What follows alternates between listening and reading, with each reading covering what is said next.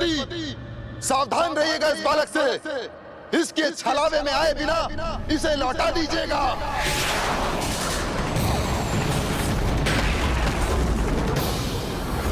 आपको शस्त्र उठाने की कोई आवश्यकता नहीं है। मैं यहाँ आपसे युद्ध करने अथवा आपको रोकने नहीं आया, बस आपको समझाने के लिए प्रस्तुत हुआ हूँ।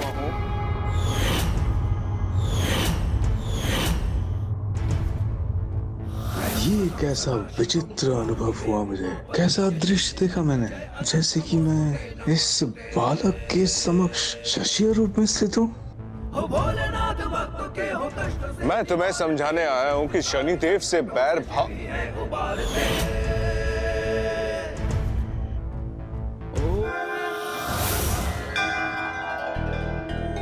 मैं कह रहा था कि तो देवगुरु बृहस्पति ने भी प्रभु पिप्लाद को रोकने का प्रयास किया, किंतु वो सभी दृश्य जो उनके समक्ष प्रकट हो रहे थे, उनका क्या अर्थ था लंकेश? वो दृश्य तो देवगुरु के अतीत की उस घटना से संबंधित थे जब उन्हें अपना नाम और देवगुरु का पद प्राप्त हुआ था। अर्थात ऋषि अंगिरा सृष्टि रचयिता ब्रह्मदेव के मानस पुत्रों में से थे। उनकी अर्धांगिनी देवी स्मृति से उनको 2 पुत्रों की प्राप्ति हुई, जिनमें से एक थे जीव, शांत स्वभाव और कुशाग्र बुद्धि के स्वामी थे। जीव ने अपने पिता को गुरु मानकर उनसे विद्या प्राप्त की और समस्त शास्त्रों के ज्ञाता बने। किंतु एक दिवस उनके पिता ने कहा, आरंभिक शिक्षा के उपरांत प्रत्येक मनुष्य का कर्तव्य होता है कि गृह से बाहर एक योग्य गुरु से शिक्षा एवं मार्गदर्शन प्राप्त करे। और पिता के इन वचनों से प्रेरित होकर जीव ने शिव शंकर शंभु को ही अपना गुरु मान लिया और प्रभु के पार्थिव शिवलिंग को गुरु के रूप में एक उच्च स्थान पर स्थित कर उनकी आराधना आरंभ कर दी। ओम नमः शिवाय। ओम चंद्रशेखर चंद्रशेखर चंद्रशेखर शिवाय। चंद्रशेखर चंद्रशेखर चंद्रशेखर पाहि मां। रत्नसानुशरासनं रजताश्रीनिकेतनं शिरनीकृतभगिरमच्युताय नसायकां क्षिप्रचक्रपुत्रायं त्रिदिवादगैरभिवन्दितं चन्द्रशेखरमाश्रये ममता करिष्यति वै यमः। भस्मदिग्धकलेवरं भवनाशनं भवं जयं चन्द्रशेखरमाश्रये।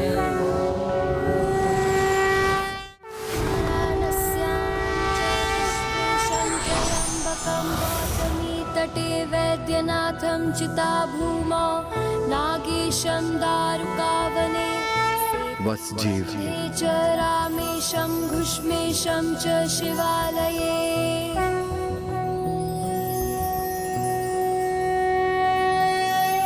तुम्हारी तपस्या पूर्ण हुई, कहो क्या वरदान चाहते हो? प्रणाम महादेव, मैं आपके दर्शन पाकर धन्य हो गया। मैं आपको अपने गुरु के रूप में प्राप्त करना चाहता हूं।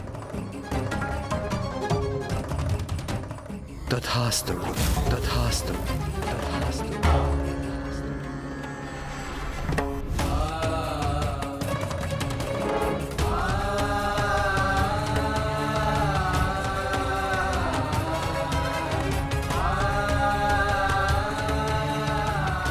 गुरु बिनु भवन दी तरी न कोई, जो भृंची संकर्षम हुई। अर्थात गुरु के बिना कोई भी भव सागर पार नहीं कर सकता, भले ही फिर वो स्वयं हम त्रिदेवों के समान ही क्यों न हो। गुरु के अभाव में देव, दानव और मानव सभी अपने पद से भटकने लगते हैं। गुरु ही अपने शिष्य को पथ प्रदर्शक होते हैं। और अब तुमने मुझे अपना गुरु माना है, तो ये मेरा कर्तव्य है कि मैं तुम्हें तुम्हारे जीवन के पथ से परिचित कराऊं। वर्तमान समय में देवताओं को गुरु के मार्गदर्शन का सौभाग्य प्राप्त नहीं है। तुम में उनके गुरु बनने के समस्त गुण उपस्थित हैं। मैं तुम्हें देवगुरु नियुक्त करता हूँ और सूर्य मंडल में बृहस्पति ग्रह के अधिपति होने का स्थान भी प्रदान करता हूँ। आज से तुम्हारा नाम बृहस्पति होगा, बृहस्पति होगा।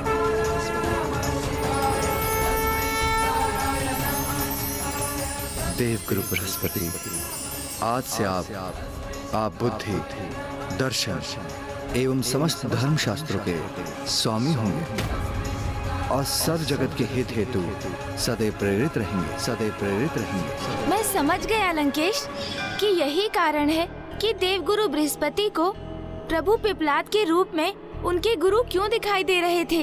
देवगुरु बृहस्पति द्वारा इन दृश्यों को देखकर उनके सामने सत्य का उजागर हुआ और वे काल सर्प दोष के प्रभाव से मुक्त हो गए।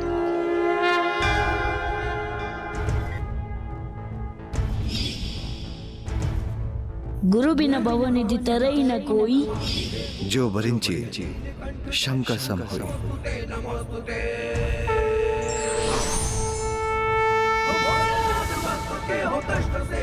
ये क्या कर रहा था मैं? अपने ही गुरु स्वयं महादेव को समझाने चला था।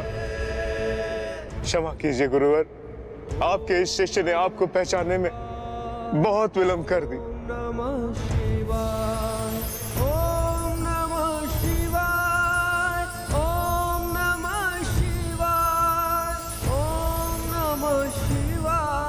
अब स्वयं देव गुरु बृहस्पति भी इस बालक के समक्ष नतमस्तक हो गए। मैं आपका प्रिय धतुरा आपको भेद स्वरूप प्रस्तुत करता हूँ।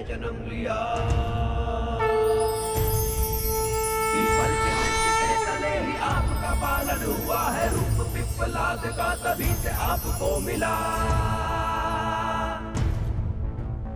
ओम नमः शिवाय, ओम नमः शिवाय, ओम नमः शिवाय, ओम नमः शिवाय, ओम नमः शिवाय, ओम नमः शिवाय।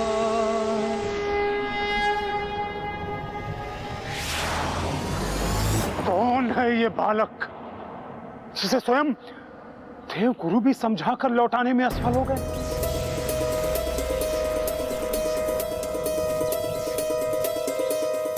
प्रतीत होता है कि अब शीघ्र ही ये बालक मुझ तक पहुंचकर मेरे समक्ष होगा। मैं तो केवल इतना चाहता हूं कि कहीं मेरी दृष्टि के प्रकोप से उसका सर्वनाश न हो जाए।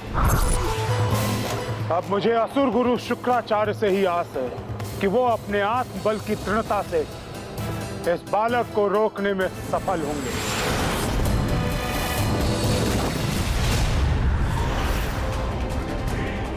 हे असुर गुरु शुक्राचार्य, अन्य सभी ग्रहों के अधिपति तो इस बालक के छलावे से भ्रमित हो गए। आप अपने हृदय की कोमलता से प्रभावित हुए बिना इस बालक का मार्ग अवश्य रोकेंगे।